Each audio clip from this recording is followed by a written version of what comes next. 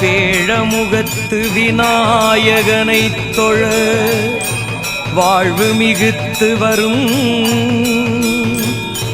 வெள்ளை கொம்பன் விநாயகனைத் தொழ வெற்றி மிகுத்து வரும்.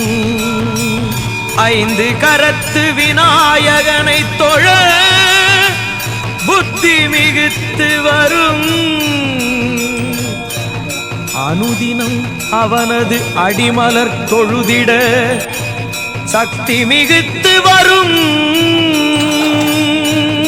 இரு கரம் கூப்பியே ஒரு தரம் தொழுதாலும் அருள் தரும் ஐங்கரம் அவன் கரமே. இரு கரம் கூப்பியே ஒரு தரம் தொழுதாலும் அருள் தரும் ஐங்கரம் அவன் கரமே.